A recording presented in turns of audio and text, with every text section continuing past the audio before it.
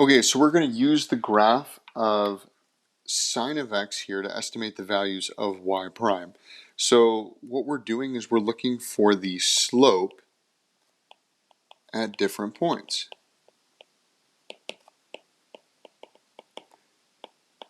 So as I look at my line here, right at the center here, this looks like it's having a slope of 1.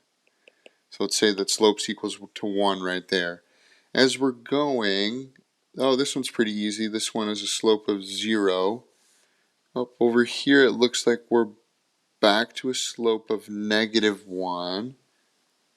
Sorry, meant to do that in a new color. Right over here is a slope of -1. And then down here, we're back to a slope of 0.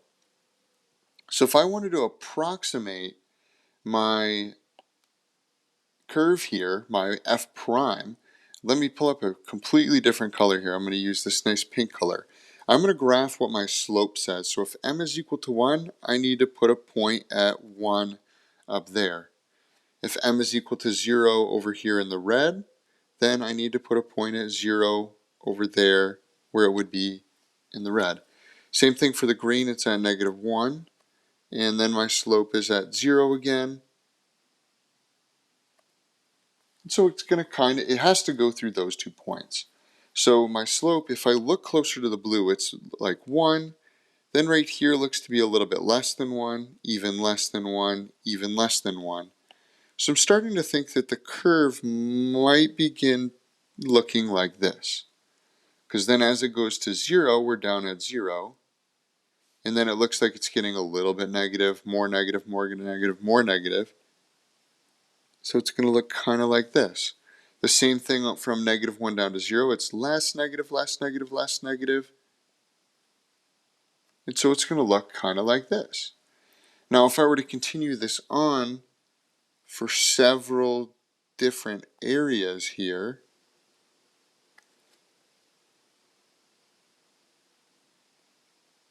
I would get a curve that looks something like this.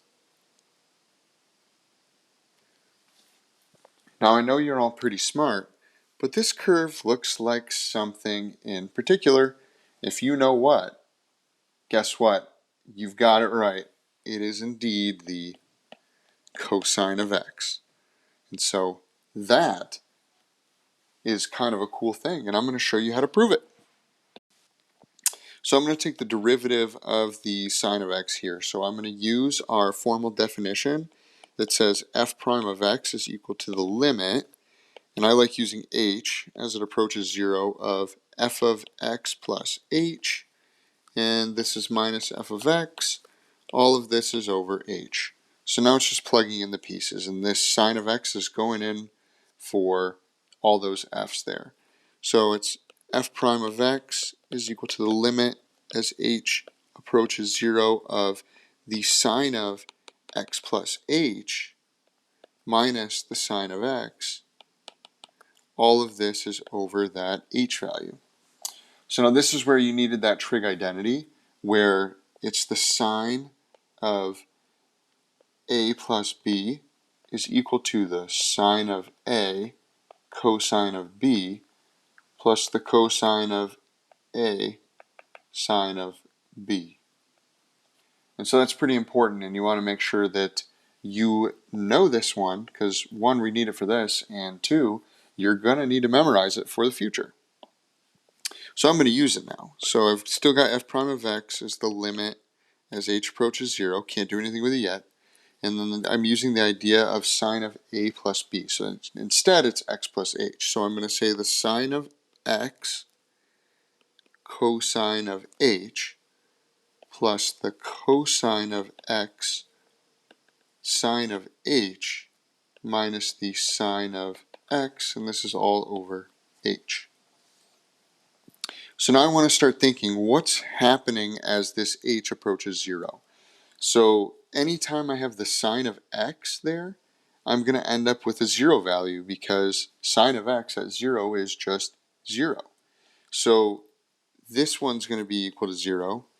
This one's going to be equal to 0. And I'm left with just the limit as h approaches 0 of the cosine of x sine of h over h. And don't forget to write your f prime of x there. So now, hopefully you remember what this is equal to. That's like the same as the sine of x over x, and that's just equal to 1. So we're left with the limit as h approaches 0. Well, there's no more h's left if that's 1, so I'm left with just the cosine of x. And that is equal to my f prime of x.